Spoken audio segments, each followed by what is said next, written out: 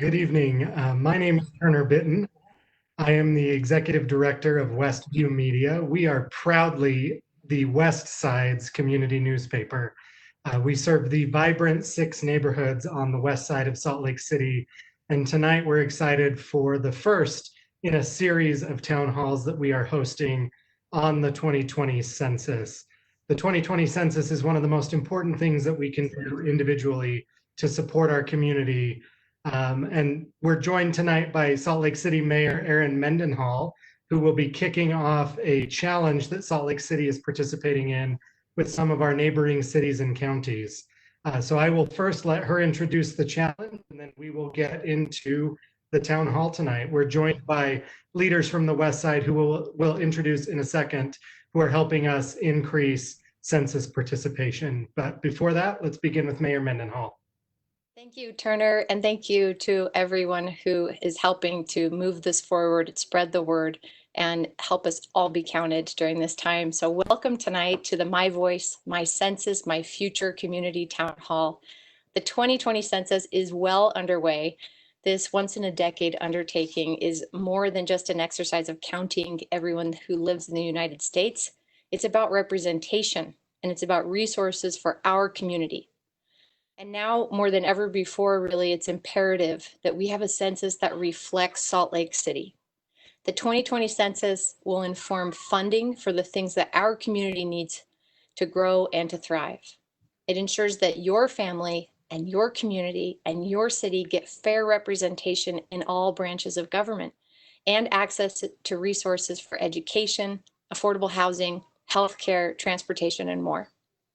Counting kids, a population that is undercounted in the census, ensures that we have a seat in the classroom, access to free and reduced school lunch, and later down the road, Pell Grants for college. But with everything that's at stake in the census, only 63% of Salt Lake City residents have responded so far. I know that some residents may not feel safe responding to the census. It's understandable that in this political climate, there might be a hesitation to give your information to the government. But I want to assure you of the safety and the confidentiality of the census process. Your census information is not shared with law enforcement, landlords, or immigration agencies, and there is no citizenship question. Your privacy will be protected. So to encourage Salt Lake City to take the census and to be fairly, I'm excited to announce that we have joined the final countdown, a census response rate challenge, and Salt Lake City is competing against West Valley City, Provo, and Orem City to see which of our cities can raise its census participation the most. From June 1st through the 30th, community members can participate by completing their census, and you can track our city's progress and compare it to other cities' response rates at 2020census.gov /en/response rates, and we will link that in the comment section. So I'm calling on you, Salt Lake City, please participate. I heard today that Provo's at a 69% response rate, so we cannot let this happen. Let's make sure our city gets the funding that we need and the representation that we deserve in Washington.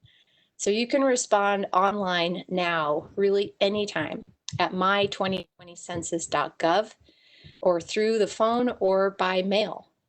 I'll turn the time over now to some of our amazing local activists and community organizations to talk more about why the 2020 census matters to our community. Thank you, Turner, and everyone else. Thank you, Mayor Mendenhall. Thanks for joining us tonight. Before I turn it over to our panelists tonight, I'd just like to mention a couple of housekeeping items. The first is that we are pleased to provide ASL interpretation tonight, and we hope that this event is more accessible because of that. On the technical side of things, there are many pages that are sharing this event live on Facebook. So as you respond, we encourage you to submit your own questions through the variety of Facebook pages that are sharing the event live. With that, I'd like to first turn to Victoria and let Victoria introduce herself. Please share your name, your organization, and why the census matters to either you or your organization.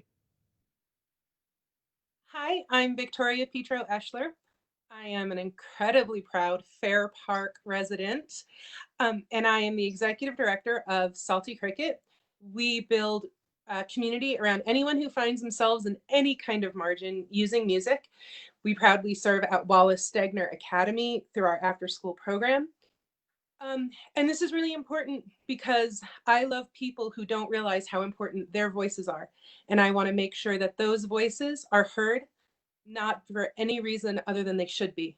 The people I know and love here on the West Side are some of the most resilient, creative, strong, empathetic, full of fortitude kind of people I've ever met. And if anyone deserves to have their voices heard, it's those people. Thanks, Victoria. Anna, we'll go to you next. Hi, everyone. Yeah, my name is Anna Nguyen. I am part of the OCA Asian Pacific Islander American Advocates Utah chapter. We are our local chapter from a national organization, and our focus is to civil engagement and community involvement to basically serve those in needs who are in the most vulnerable states. And I think this is important because we just need to recognize those communities that do exist, because a lot of us are invisible, and it's about time that we show what our numbers are and our voices. So, yeah. Thanks, Anna. Joel, we'll go to you next. So hello, my name is Joel Organista. I'm here representing Quetzalcoatl.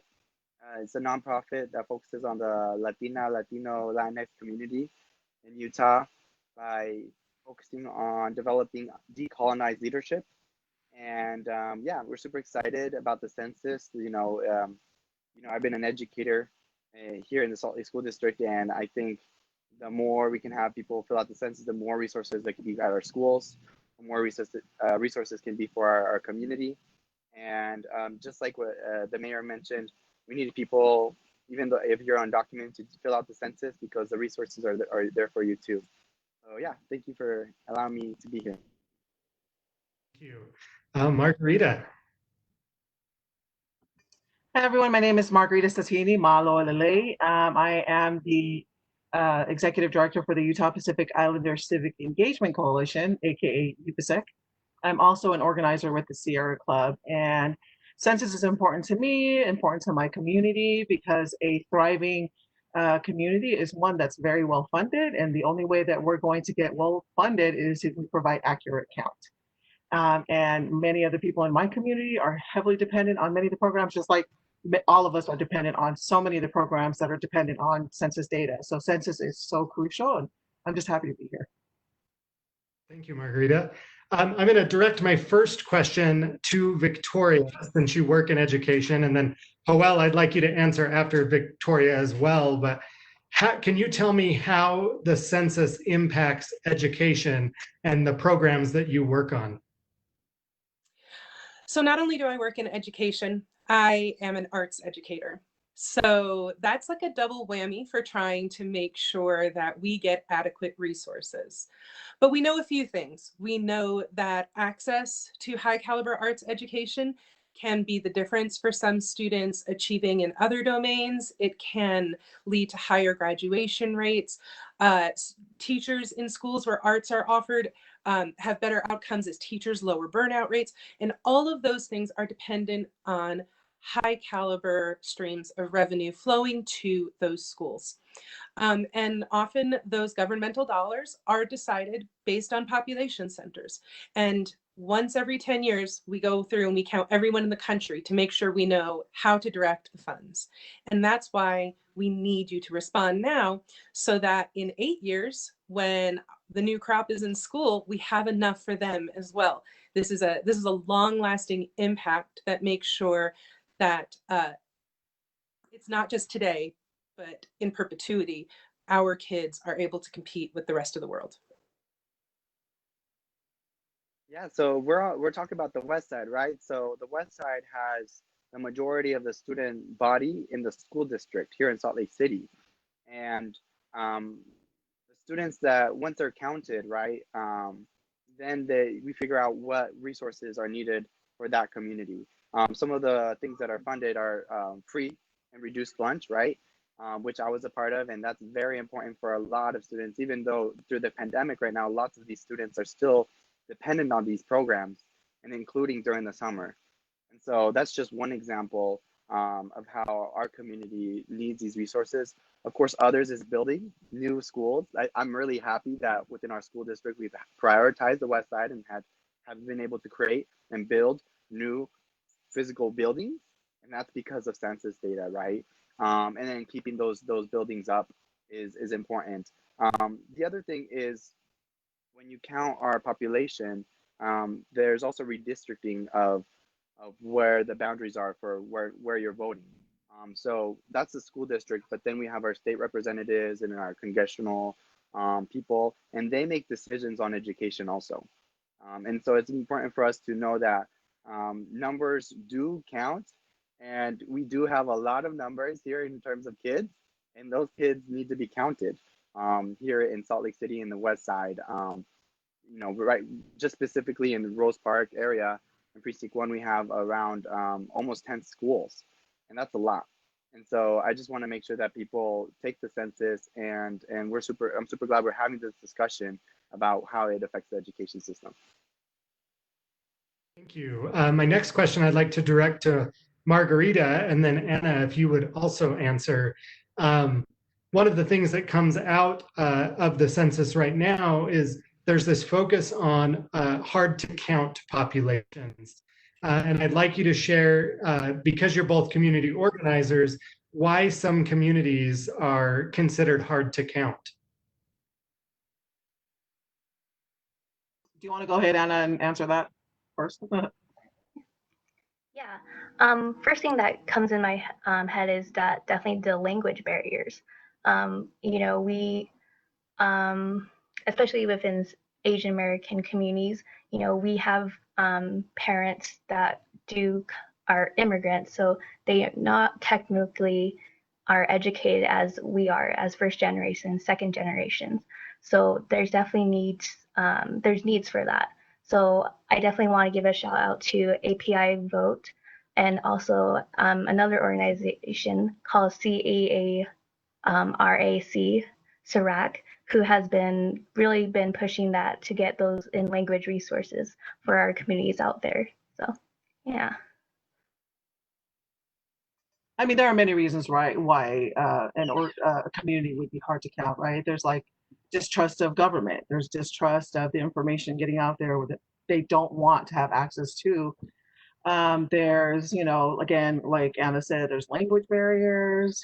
A lot of people you will not, this is so hard to believe for me, but there are people who are like, what's a census? Who have never taken the census, right? So I think the Census Bureau did a really good job as far as creating like a partnership specialist approach to filling up, to, you know, engaging and informing and educating people about the census, because they sent people out there to create relationships with, you know, hard to count communities, to build trust and to talk to them and inform them about the importance of taking census. But really there's like, you know, there could be a lack of access to a computer, lack of access to internet, you know, distrust of the government. I mean, there's so many reasons, you know, and many of the hard to count communities are people who have several jobs, who are never home, you know, and a lot of people don't understand what is the census. So, you know, there's several reasons why, you know, many of these communities are hard to count, and why it's crucial for organizers and just different organizations to do a lot of on the ground grassroots outreach to educate and inform. Thank you. I'm going to take just a quick pause.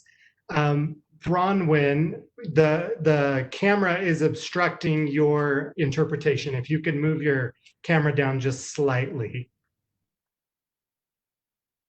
Thank you. That's good. Thank you. So there were a couple of themes that were touched on repeatedly, and one is distrust of government. Last year, there was a highly publicized effort to get a citizenship question on the census. Unfortunately, that effort failed. There is no census question or no citizenship question on the census this year, which is something that I know that this group will celebrate. On that note, what I'd like to ask each of the panelists is, what advice would you give to someone, or if someone asked you a question about why they can trust the census, what would you tell them? And we'll start with Victoria. It's a really hard and complicated question, as direct as it sounds. Within even micro communities, there's different reasons for distrust. And so the best thing I can say is, if you're someone who understands the importance of the census and you have a relationship with someone who's unlikely to, please do your part. I don't put the onus on people who distrust to trust. I put the onus on those of us who understand to share information that is valid and viable with those who need it. Pero si estás escuchando y eres de la comunidad de mí, por favor, óyeme, que es algo seguro para usted, no es peligroso, y también es importante. Nuestros hijos necesitan el dinero y nuestra comunidad necesita los recursos de este census. Por favor, si hay preguntas, mándame un email, mándame un text. Yo puedo ayudar. Thank you, Victoria. And I just want to mention really quick, I said at the beginning that this was the first in a series of town halls. We are actively planning another town hall in the middle of June that will be entirely in Spanish, to be accessible for our Spanish-speaking neighbors. So I wanted to flag that. We don't have a date right now, but we will be sure to share that information. With that, Anna, I'd like to move to you with the same question that I asked Victoria. What advice would you give to someone who maybe doesn't trust the census? Definitely just try to educate yourself. There's definitely a lot of resources out there that can kind of go in depth more about what does the census is for and how it's going to be used, and what can it give back to our communities. I think there's definitely just a lot of resources out there now, and yeah, definitely if you're in that privileged aspect, take advantage of it, because it's only every 10 years. So, take the moment. Yeah. All right, Margarita. So I was a partnership specialist with the Census Bureau for like over a year. And one of the things that we have to do, as somebody who works for the Census Bureau, you have to make a lifetime oath, never not to abuse your privilege as a data steward under the Census Bureau. And if you do, you're looking at facing upwards of 5 years in federal prison and a $250,000 fine. First of all, I don't have the money or the time, and I don't feel like going to prison for anybody. Not only that, but the Census Bureau also has a very robust information technology department, where a bank might have like 7 lines of encryption for safeguarding your data. The Census Bureau has about 14. They have 14 lines of encryption. And then, number 3, we're fighting, collecting data is nonpartisan. What people do and what organizations do with data is partisan. So I think we're not only battling distrust, we're battling misinformation that's out there, and so that's our number one battle. So I agree with all the other panelists as far as the importance of making sure that you're educating, staying on message, that you're building those trusting relationships with yourself and the people that you're working with on the ground. And it has to happen nonstop, continuously. It has to just continue.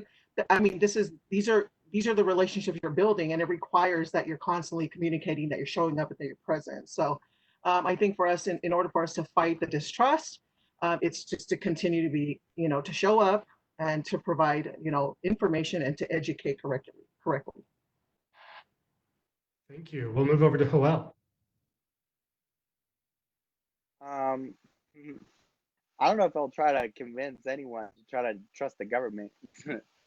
In terms of like helping them and maybe try to convince them to take the census, would be just kind of saying some facts, right? I'll empathize first, right, and understanding why they might be confused or why they might think certain things. But some of the facts on there are, there's literally thousands of dollars per person that are not going to be accounted within those 10 years. And that's going to really affect our communities, and that has been affecting our communities. So because in the past each 10 years in the past, like, our community hasn't been taking the census, right? And so just imagine if our community did, how many resources would be having. But yeah, so sometimes you just gotta, you know, you don't gotta convince them on certain everything, right? But at least you gotta talk to them, and the biggest thing is just answer questions, because that's what usually people have is questions. And so just answer the questions. And I like what Victoria mentioned, which was like, those that already understand it should be the ones that are trying to help others share information, and the ones that don't know yet, that's just you work with them. You're empathetic, and the worst thing you can ever do, right? So if we can say the bad practice would be like shaming people, right? Don't ever shame anyone for not taking the census. That's literally the worst thing you can do. Not only for that, but it could be voting, shaming people because they don't vote, shaming people because they don't do certain things. That's not what we should do. It should be having empathy and helping inform people as much as possible.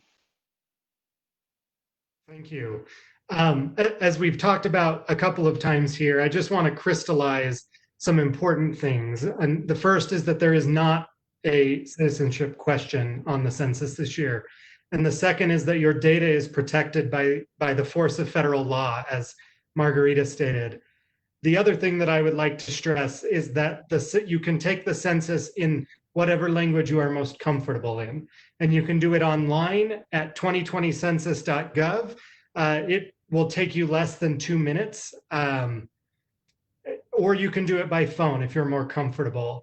The thing that I want to emphasize for communities that are maybe distrustful of government is that by answering early and responding, you maintain the power in the equation. What we don't want is for folks to be uncomfortable when census takers are sent door to door.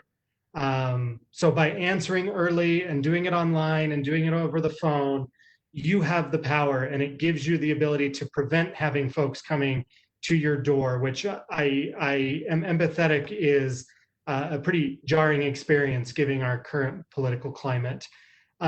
We've talked a lot about resources and funding, and I'd like to shift the conversation a little bit because the census also determines our elected representation and our political representation for the next decade. So this is a broad question, but it ties back into this idea of representation. And I'd like to give each of you an opportunity, starting with Joel, to talk about what representation means to communities on the West Side and why building political power and embracing that representation is so important. Totally. And just to, can just echo what you said about the if you're proactive and do the census before, people won't go and show up in your house, right? And the census workers can come up to your house up to like I think 8 or 6 times, and so you better just do it ahead of time so they don't show up. But so anyways, but representation on the West Side. So we Rose Park, Westside Coalition boundaries includes Glendale too. I'm in West Point. And so we have, just think about it, we have 2 state representatives for our boundaries. That's a big deal. Because of just within the city, we have 2 representatives in the state level. We have 1 senator, and it's kind of the boundaries are weird. And then of course we have state senators, and then of course we have 2 congressional senators. So we have lots of representation. But when we actually take the census and we know the numbers are there, right? The population is continuing to grow. And even just with the Latino, Latina, Latinx community in Utah, we are doubling every 10 years. So in 2010, and then going now, 2020, we have already doubled in Utah, and it's going to double again next 10 years. And so, you know, a large majority of our population is in the West Side, and you know, we see them in our community. And so, it's super important for us to take the census, because in the end, that might change. We might have another representative, state representative, or it might change to maybe a new school board seat, or a new city council seat. Who knows? I don't know, right? And so it's important for us to know that the more we're counted, the more we can have the chance to have representation in all levels of government, from the local level, the state level, and the federal level. Thank you. I'll move that question over to Margarita next. I mean, representation for me means I couldn't even top what our brother Organista has just said right here, because he explained it perfectly. You know, when we get an accurate count of the numbers of people that we have in our community, then you're looking at diversifying like political, you know, policies. You're looking at possibly gaining an additional seat, Senate seat, House of Rep seat, and those seats could look very different. It could look like many of the people that are on this call, you know. So and then also, you know, building political power means making sure that our communities are well funded. To me, funding is, I mean, I absolutely love that we're going to find out. I can't wait to find out what the final count is, and I hope it's as accurate as possible. But I'm also really excited about just making sure that we get the funding that these communities deserve, that they need to be able to build a thriving economy. And this is how, I mean, there's so many ways to build political power. That for me is probably the most important, just making sure that we have funding and that our communities have complete access to those funds, you know? So yeah, that would be my reason. Thanks. We'll move over to Victoria. So full disclosure, when I moved here nearly a decade ago, I'm originally a New Yorker, and I married a Utah native. And so we came back here, and I had all of those typical preconceived notions about Utah. Was I going to be the darkest one in every room that we went to? Was everyone a Mormon? All of those preconceived notions. I moved here and fell in love with the West Side instantaneously. As a matter of fact, we live in the house my husband's grandmother lived in her whole life. And the West Side was the only place I wanted to live. My family-in-law tried to counsel me out of it. This is the only place to live in Utah, I am convinced. And so now that I'm putting down roots here, I realize I have the most spectacular representation I've ever had in my life. With Luz Escamilla as my state senator, Sandra Hollins as my representative. They are responsive and dynamic, and they're fantastic. And I watch them. They play defense better than any women I have ever seen. When the rest of the state looks at us and says, let's defile ecosystems and put prisons there because we want that land down in Draper for development, they play defense for us. When they say, let's let those fairgrounds rot because who really cares about the West Side? They get proactive. When people say, let's put an inland port over there, they do what they can. Now, I would love to see a world where they don't have to just play defense. I'd love to see a world where they could do what I know they can do, what Angela Romero can do, where they have more power, where they have more sway. I'd love to see a world where our federal delegation has to respond to us because the other places that we're diluted by can't be overwhelming to us. And we have the population density for it. We just have to prove it. So for us, important things, literally from the air we breathe to who our neighbors are, to what our schools look like and who they're made of, all of those things are impacted by the responses we get right now. And we have nothing short of stellar levels of representation and qualifications here on the West Side. We just need to prove that we have to be listened to. I mean, the downfall of democratic systems is that might does make right. We have to prove the might of our population. We just have to stand up and be counted because we have every other natural resource here on the West Side already. Victoria, I think you live across the street from my brother. Sure do. I love him, and I'm asking one of your nephews to feed my cat while I'm out of town. And your mother was a saint, and losing her has broken my heart. So thank you. Sorry, we totally went like. It's okay. Your conversation was drowned out by all the snaps that came in after Victoria. we went West Side. Anna, I'd like to move on to you. Yeah. Sorry. Much what everyone has brought up already. I think it's just definitely it's just important to be represented because it provides inclusion and it builds that trust that it's been lacking for throughout these years. So again, we're just trying to connect again and really truly showcase the real stories of our individuals. So yeah. Thank you. And before I move on to the next question, I'd just like to remind the audience that we would love to have your questions come in. I'm about to get into audience questions, so if you have one, please leave one in the chat of the page that you're watching on. We'll make sure that we get it asked. With that, Joel mentioned something as he was responding to the last question, that the population of our country is changing and the demographics of our country are changing. And who we are as a community is reflected in the census.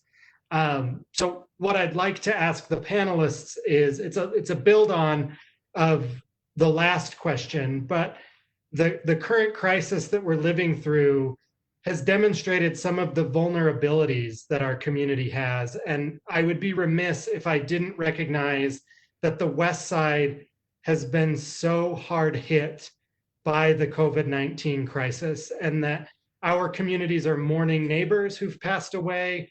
And we have to acknowledge the legacy of racism and other forms of oppression that have tamped down representation and power on the West Side.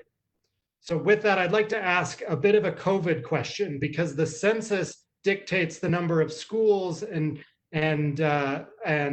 public safety resources and other community resources. What I'd like to ask the panelists is, let's pretend we got to 100% representation. What would be your number one wish list for the West Side? What resources and what does the future of the West Side look like to you when we stand up and are fully counted? And I'm going to start with Victoria because you're smiling so much. I like to say I'm an abundance thinker, so I'm a both and, not either or. So there's so many things. We have serious food desert issues down in the Poplar Grove and the Glendale area, and I don't see how we can ignore that in the new lease that's overpriced on Third West does not count. I'd like to see efforts to temper gentrification. There are people who made this community what it is, who are being chased out by property values. My own house just appraised for something I could never buy it for. And I'd like to see something that creates an equitable future for the people who made this community amazing and doesn't chase them away to other places. Margarita, we'll go to you next. Honestly, and I love that idea, Victoria, and I agree with you. I would love to see the West Side be like food independent, energy independent. I want them to have a thriving economic base, something that, provides like economic stimulus for families that are in these communities. And I definitely the gentrification part of it. I already have friends who have already been pushed out of the community, who have lived there forever, whose families are from the West Side. And it is heartbreaking, that we're still not able to address our housing crisis correctly, But that's exactly that's what I envision for our community on the West Side, is to be completely, energy, food, have a thriving economic base, and just for our community to just live, not just survive, live a full life. Thanks. Anna, what about you? Definitely embracing more cultures. I think that's why we've kind of unfortunately have seen discrimination, especially through this pandemic that has affected our Asian American communities. And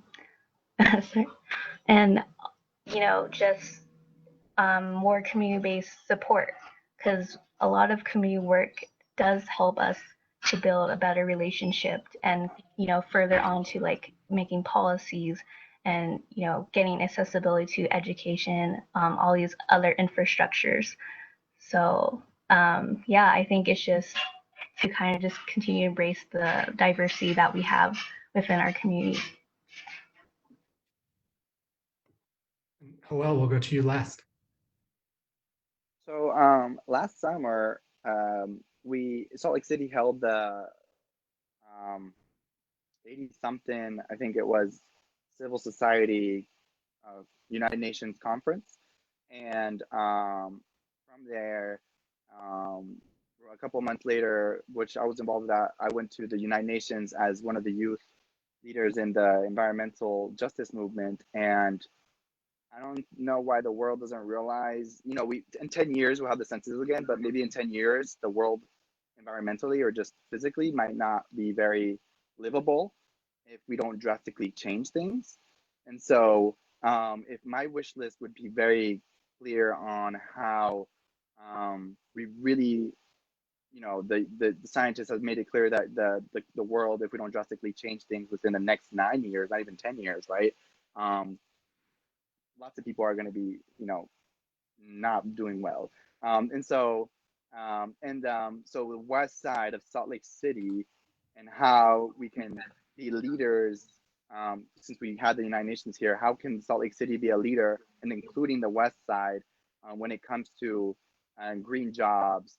I think Margarita and Victoria mentioned sustainability in many, many ways, right? From community gardens to lots of local ways of like how we should be living that's sustainable in every kind of way in our life. It's because if we don't really do that, that's our only chance within the next couple of years. And so that's the reality. And so my wish list is, we do get 100, and then from there we do get the resources. And then even if the resources aren't always coming from the government, at least from the federal government, it's coming from the local government. I think we have good city level leadership, and then our state is reasonable in terms of some environmental things. And so I think the west side could be a big leader, and whether we have development or no development on the west side, including the inland ports and what is happening. And so yeah, that's kind of what my wish list would be, which would be very focused on the next kind of local Salt Lake City Green New Deal situation, or the 7 generations kind of concept that came out recently with some of the indigenous communities about how we should be living sustainably. Thank you. I do want to respond to a question that we just received on Facebook. Robert from Facebook asked us why we didn't invite anyone from our African American community here tonight. And what I want to share is the reason that we selected the panelists we did is that our Hispanic and our AAPI communities are particularly undercounted in the census. And we wanted to specifically focus on those communities tonight. We are committed to representation. And as I said, this is the beginning of a series of these town halls. And we absolutely are committed to ensuring representation of our entire community. I want to acknowledge that and thank you for your question, Robert. The next question that I'd like to move on to is the topic of development on the west side. Funding that comes through the census is used to promote economic development. It's used for housing development, as Victoria mentioned. So the next question that I'd like to ask is, as you think of development on the west side, what role do each of your organizations play, both in ensuring that complete count, and then what is the benefit of the folks you serve having been counted fully, if that makes sense? We'll start with Joel. Okay.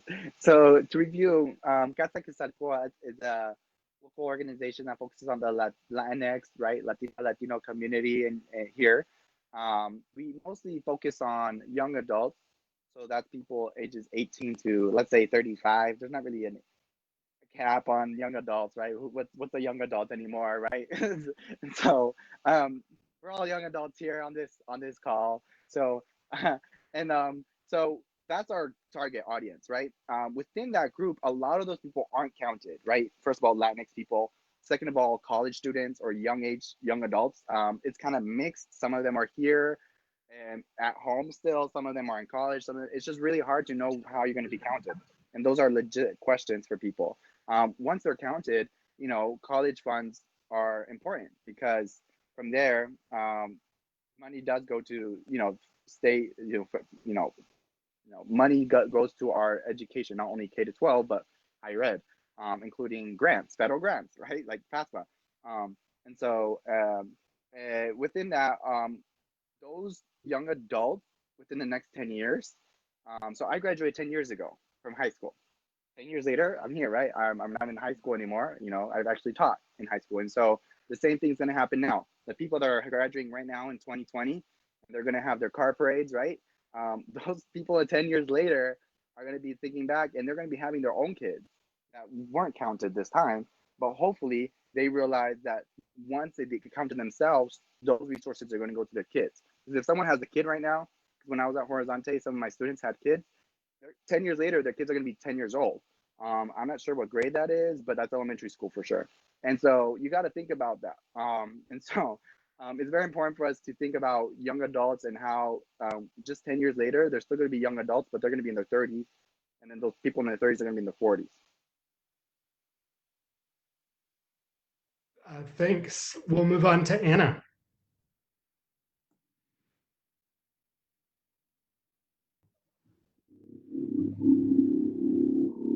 And sorry, could you just kind of go through that question again? I just want to make sure that I kind of try to answer all of it that you're bringing up. Sorry.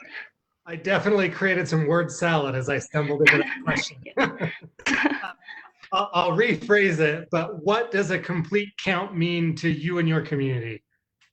Yeah, so it's basically because I grew up and still live right in Taylorsville, and so I'm thinking of like all the things that are surrounding me. So we're thinking about the roads, like construction work, how to build more safety areas.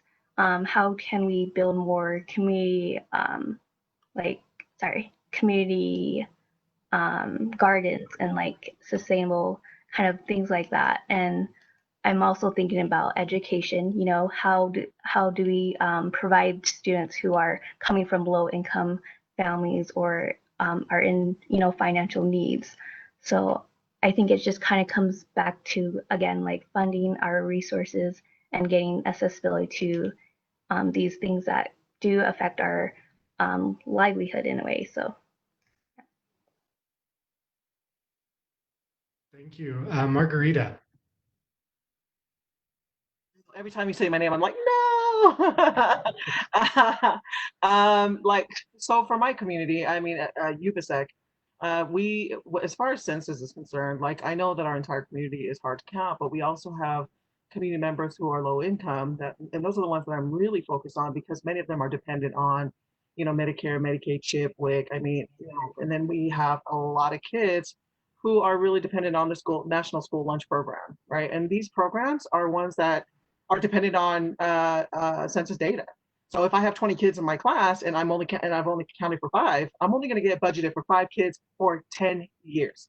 That's my only opportunity. And I love using that example because everyone's like, wait a minute, what if my kid's like not the 5, And I'm like, these are the things that we're trying to avoid. We're trying to avoid the shutdown of WIC offices. There was one office, it was a WIC office in Salt Lake County. It was closed because they said they didn't have the numbers. They didn't have the numbers to justify staying open. I already know in my heart that's a lie, So we have many people who are dependent on these programs. To me, I want to make sure that those programs still exist. I want to make sure that they're fully funded. And I think I understood your question, but that's why it's important to me, and that's why we're focused on. I'm constantly pushing funding because my community really understands dollars. They're survivors, they work hard, they do that. They want to make sure that they have a roof over their head, food on the table. And then I have to tie the relationship between census and all the decisions that they make in their lives and how the census plays an important role in their day-to-day lives, them and their families. And so, if we tell them, sometimes I'll just keep the messaging simple and say, hey, the government has a lot of money and we have to help them figure out how to spend it and where to spend it. And they're like, oh, okay, we get that, fill it out, So I hope I answered your question, Turner. You did. Thank you. Solid answers. It pairs well with mine. Victoria, we'll go to you last. So the constituency that I work with most are new Americans, people who recently immigrated and their families. And so for most of these families, just understanding that they are important enough to be counted is something that's really an abstract concept.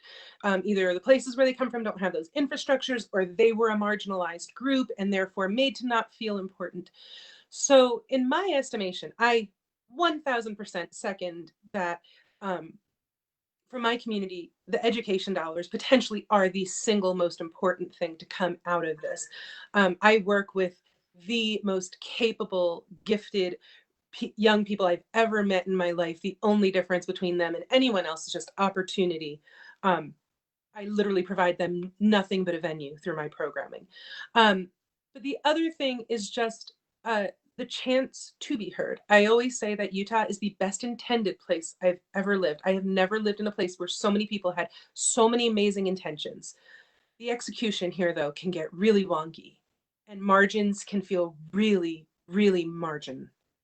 And this is one of those places where the East-West divide is really vibrant, especially in the minds of those of us who live in the margins, either by virtue of our geography, where we live, our race, our languages, our orientations, whatever it is. This is one of those ways that East-West divide in Salt Lake City is really, really felt. And so I really think the best thing that would happen is that there would be weight given to the voices of the people who live here. They don't need saving. They don't need anyone to come in and give them anything that they don't have. What they need is the opportunity to be heard, counted, and given the full weight that other constituencies throughout the city are being given. And in addition to the policy things that my very capable co-panelists have already pointed to, that is the biggest thing for me. I want to see the people I work with who every day prove to me that, I've got 2 master's degrees and a supportive family. They face challenges that I would have fainted in the face of. And so they don't need me. They don't need the panelists here to do anything except to just help them get the chance to be heard. And that's really what I want to see come out of the census, extra weight for the amazing resourcing we already have over here. Hear, hear. So a question that's come in on the back end that I'm going to just take a second to respond to. After we mentioned folks coming to the home of folks that haven't taken the census, there was a question about what precautions are being taken in the face of COVID-19. I mentioned that the West Side has been disproportionately impacted, and we just want to let you know that the Census Bureau is following the latest local, state, and federal health guidelines. And folks from the Census Bureau are wearing protective equipment. And the initial outreach that will be done in person is being done under the name of Operation Leave, which means that Census employees will be bringing information that they can just leave at the doorstep of households that have not completed the census. So they should not add to concerns about COVID. Every precaution is being taken to keep the census from contributing to the COVID-19 crisis. And the deadline for census participation was actually pushed back in light of what has been going on with the pandemic to October 31st. So for those of us that are practicing allyship and trying to encourage and help our neighbors complete the census, we have an opportunity over the summer and throughout the fall to continue to practice that allyship and to encourage those around us to complete the census. The last thing that I want to mention before I go to closing statements from each of our panelists is that the census is hiring right now. And it's particularly important given the economic situation that working temporarily for the census doesn't count against several benefits that have been increased to respond to the economic crisis.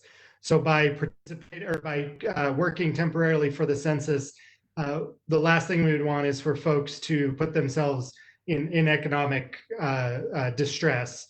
And temporarily working for the census doesn't count toward many of the temporary benefits that exist given the economic downturn. So with that, in closing, I'd like to give each of the panelists one final question, and this is the most serious question of all, which is, have you participated in the census and completed yours? And B, just closing thoughts as we close the town hall tonight. So we'll start with Anna as we close out. Yes, I definitely have taken part on the census, and I just want to thank everyone who are participating on this panel and giving me an opportunity to kind of speak my part and represent my organization. And I have, yeah, definitely just do your best and, keep educating yourself, gain more, and yeah. Thank you. Margarita. I laughed at that because I'm here I am on the ground, like encouraging people to go and take the census. And then in my mind, I'm like, crap, I have to take the census. Because I was looking at the form and I have a lot of people that live in my house. So I'm like, but when I went in, I was so surprised. Like the Census Bureau did a really phenomenal job of making the site like very user friendly, very easy to navigate. It took me less than 10 minutes to fill out. I'm not going to say how many people are in my house. There's a lot, but I was able to fill everyone out with no issues. I counted all my grandkids, all my kids, all the adults. Anyhow, and then I think I wanted to mention, I think you mentioned this already, Turner, but that the census is hiring for census takers. I want to thank partnership specialist from the Census Bureau, Ali Amran, for letting me know that. He texted me, he says, remind everyone we're still hiring for census takers. And then what was the last question, B? It was, I can't remember what the last question was. Just closing thoughts as we close out. Look, in order for our communities to build political power, to be counted, to be seen, to be, to receive, all the resources that we should have access to, we have to not be invisible, or they're going to treat us like we're invisible. The only way that we can do that is by taking the census and being counted. It's the easiest way to give back to the community. It's an easy way to I think when they did the numbers, they broke it down. It was like close to $2,000 per person for 10 years. What an easy way to give back to your community, by filling out the census and helping, your community grow. But that's my piece. Joel. So Census Day is on my birthday. So April 1st, it's on April Fool's Day. So on my birthday, since I was quarantining and I couldn't do anything, I was like on my social media, I was like, hey y'all, like for my birthday, I just wanted you to do two things. First, like do the census if you haven't. So I like follow like some celebrities on Instagram, and I was like, this is a wild shot. Like, what if I message them and be like, for my birthday, like do a shout out, not for me, but like to ask people to do the census. And a lot of them did it, and I was like, wow. And some of them even gave me a shout out for my birthday, which I was like, cool. But the census was important. And then the second part was like, I'm like running for office, and so I was like, oh, if you want to donate to my campaign. But most people did the census part than the second part, but that's okay. That was the most important thing. And of course, my birthday's on April Fool's, so I never expect people to give me presents because they're always fake presents. And I've just gotten used to that. So I'm happy that people took the census. That was already a month ago, or 2 months ago. Wow, we're going into June. That was 2 months ago. And as Turner said, we still have a lot of time still until October to do it. So let's continue to move forward. I might have like an Alice in Wonderland, a fake happy unbirthday, and remind everybody to do it again. and I don't know when that'll happen, but I'll do that. So yeah, I've done it, and yeah, I want to make sure people continue to do it if they haven't done it yet. Thank you. Victoria. We did it by computer, super easy. I didn't have to like go find other documentation. I knew all the information in my head. I was just disappointed because we adopted a lifelong Westside resident. She's now in college up at Weber, and she changed her address. So I had to let her get counted up in Ogden. I tried to convince her to stay Westside, but but so we followed the law that we only counted the people who are actually living here. But it's super easy. It's super simple. There are really amazing people on the West Side working for it. My dear friend Erin Clevin is brilliant, commenting all over the thread on Facebook Live. So contact her if you have questions. It's super, super important, super easy. Get it done, and let's show the world how amazing the West Side is. And don't let Provo win anything. Here. I'd like to thank everybody who took time to watch tonight. Before we close out tonight, please go to 2020census.gov and complete your census.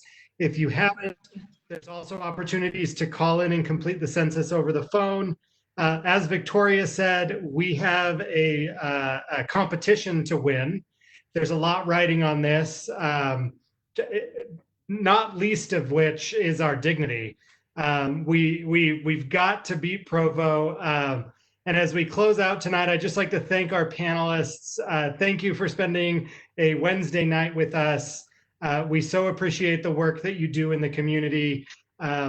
As has been said repeatedly tonight, the census is one of the most important things that each of us can do to support our community this year.